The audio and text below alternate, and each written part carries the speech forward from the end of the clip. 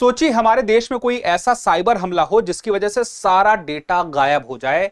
हम उस हमले से तो बच जाएं लेकिन डेटा ना बचा पाए। जैसे कि जितने भी आज तक के कोर्ट के मामले में डिसीजन आए थे, जितने भी जनगणना से जुड़े आंकड़े थे, जन्म प्रमाण पत्र, मृत्यु प्रमाण पत्र, आधार कार्ड, वोटर आई कार्ड, जितना भी फाइनेंशियल डेटा था सब कुछ चला जाए।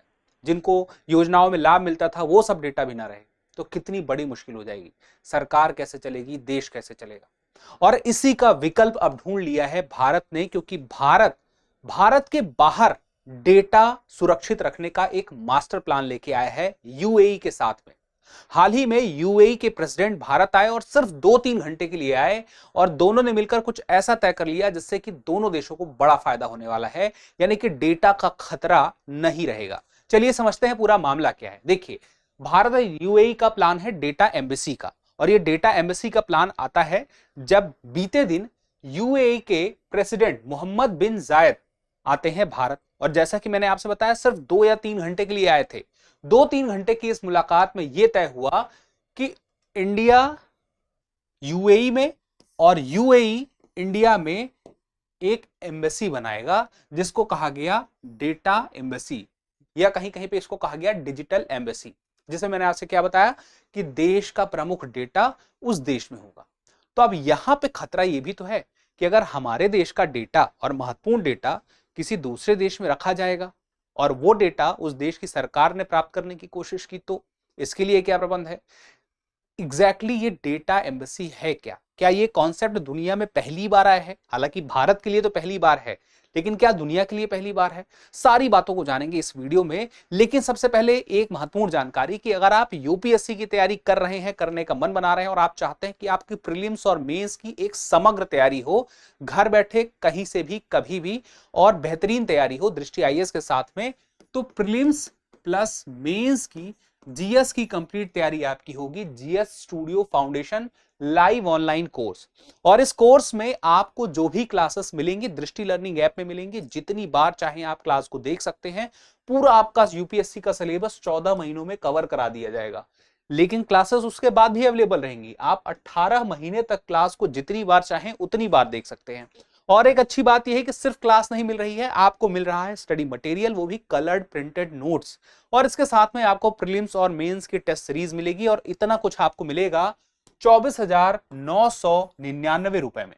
और एक बेहतरीन बात यह है कि अगर आप चाहते हैं कि आपको इस फीस में भी रियायत मिल जाए, कम फीस में आपको यह कोर्स मिल जाए, तो आपको एक कूपन कोड अप्लाई करना होगा कैपिटल में KEVAL। और ये अप्लाई कहां करना है, इसी वीडियो के डिस्क्रिप्शन में लिंक है। हिंदी मीडियम, इंग्लिश मीडियम और इंग्लिश मीडियम, तीनों ही मीडियम में यह कोर्स अवेलेबल है। आप अपने मीडियम की लिंक ओपन कीजिए, वहां पे बाय नाउ में जाके ये KEVAL कैपिटल में कूपन अप्लाई कर दीजिए, आपको सीधे 10% की छूट मिल जाएगी। और मान लीजिए कभी आप जब दृष्टि आईएएस की ऑफलाइन क्लास बाद में एडमिशन लेते हैं जीएस फाउंडेशन की, तो जैसे ही आप उसमें एडमिशन लेंगे तो जो उसकी फीस है उसमें ये जितनी भी फीस आप यहां पे करेंगे एडजस्ट हो जाएगी। यानी कि आज के लिए फिर ये आपका कोर्स क्या हो जाएगा, एकदम फ्री। तो इसका लाभ उठाना चाहते हैं तो अभी डिस्क्रिप्शन में दिए गए लिंक पे क्लिक करें। बैचेस शुरू हो रहे हैं 3 फरवरी से हिंदी, 4 फरवरी से इंग्लिश और 5 फरवरी से इंग्लिश मीडियम के लिए। अधिक जानकारी के लिए आप 8750187501 पे कॉल भी कर सकते हैं। हम आगे बढ़ते हैं हमारे टॉपिक पर। जैसे मैंने बताया कि डेटा एम्बेसी का कॉन्सेप्ट आया है भारत की तरफ से पहली बार, तो एक ऑफशोर डेटा सेंटर होता है। इसका मतलब ऑफशोर डेटा सेंटर का मतलब कि देश के बाहर एक डेटा सेंटर जो देश के अंदर नहीं है। फिर उसके बाद महत्वपूर्ण डिजिटल डेटा होता है, और यह महत्वपूर्ण डिजिटल डेटा वहां जब संग्रहित रहेगा तो किसी दूसरे देश की भौगोलिक सीमा में होगा, इसी वजह से इसे डेटा एम्बेसी कहा गया है। और लेकिन इस पर अधिकार किसका होगा, जो लीगल राइट होंगे, और नियंत्रण किसका होगा, उस देश का होगा जिस देश का डेटा है।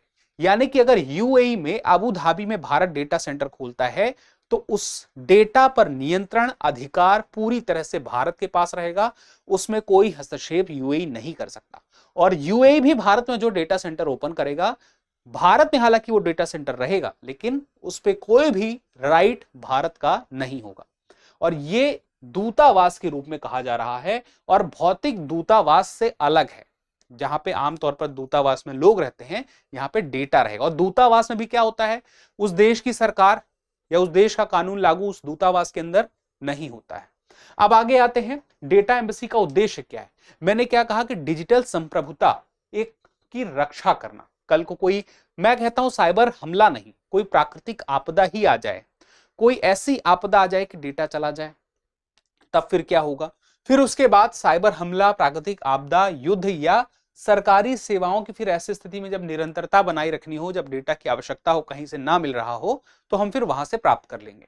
फिर उसके बाद यदि देश का डिजिटल ढांचा अस्थायी रूप से, कुल मिला के कहने का मतलब ये हुआ कि काम ना कर रहा हो, कोई भी इशू आ जाए तो हम उसको प्राप्त कर लें। फिर अंत में यहां पे भारत के लिए डेटा एम्बेसी का महत्व भी तो समझना पड़ेगा कि हम ये कर ही क्यों रहे हैं। महत्व तो समझ में आ गया, क्योंकि हम गतिशीलता बनाए रखेंगे कि हमारा काम नहीं रुकेगा, हमारा डेटा गायब नहीं होगा। लेकिन भारत का जो राष्ट्रीय महत्व है वो सुनिश्चित होगा, भारत का जो वित्तीय डेटा है वो सुनिश्चित होगा, सार्वजनिक अभिलेख भविष्य की योजनाओं के लिए, भविष्य के कामों के लिए या पिछली जानकारियों के लिए हमेशा के लिए अवेलेबल रहेंगे। सार्वजनिक अभिलेख का मतलब क्या होता है, वो अभिलेख जो सबके लिए, जनता के लिए अवेलेबल है। जैसे देश की कोई खुफिया जानकारी है वो तो सार्वजनिक अभिलेख में नहीं काउंट होगी, लेकिन जनगणना के आंकड़े हैं या न्यायालय का कोई डिसीजन है, ये क्या है, ये सार्वजनिक अभिलेख है। फिर उसके बाद डिजिटल गवर्नेंस से जुड़ा, जैसे पहचान संबंधी डेटाबेस है, वो भी इसमें आ जाएगा, क्योंकि उसमें भी योजनाओं का लाभ देने के लिए इस प्रकार की पहचान संबंधी जानकारियां होती हैं। तो ऐसे में भारत सरकार और उसके अधिकृत कर्मचारी ही या अधिकारी ही वहां तक पहुंच सकेंगे। अब यहां पे ये तय हो चुका है कि कानूनी स्थिति क्या रहेगी। मेजबान देश के पास कोई अधिकार नहीं होगा, ना तो वहां पर उसके कानून लागू होंगे और ना तो वो कोई कानून बना के तलाशी, जब्ती, कुर्की कर सकता है।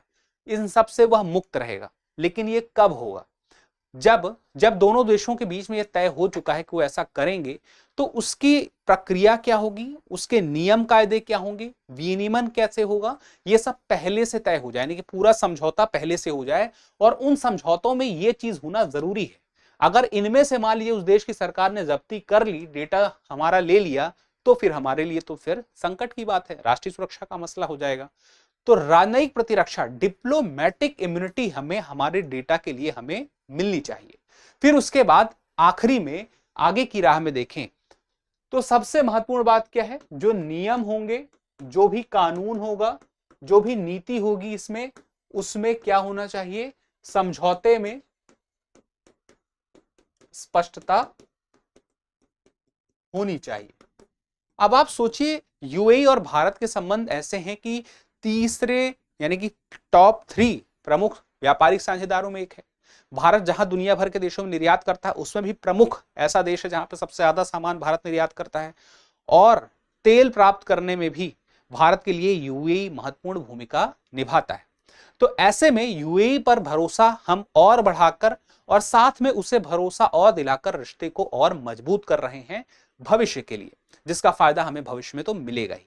अब आते हैं एक छोटे से सवाल पर कि निम्नलिखित में से कौन सा सार्वजनिक अभिलेख का सही उदाहरण है। ए, सेना की युद्ध रणनीति, बी, नागरिक का मेडिकल रिकॉर्ड, और सी, भूमि रिकॉर्ड जिसको खतौनी बोलते हैं, और डी, खुफिया एजेंसी की रिपोर्ट। इसमें थोड़ा सा अंदाजा लगा के आप सही जवाब तक पहुंच सकते हैं अगर आपने ये पूरा वीडियो देखा है। हमारी मुलाकात होगी अगले सेशन में। तब तक के लिए क्या करना है, स्वस्थ रहना है, मस्त रहना है, पढ़ते रहना है। और चैनल को अगर सब्सक्राइब नहीं किया है तो चैनल को सब्सक्राइब कर लीजिए, क्योंकि उससे हमें मोटिवेशन मिलता है।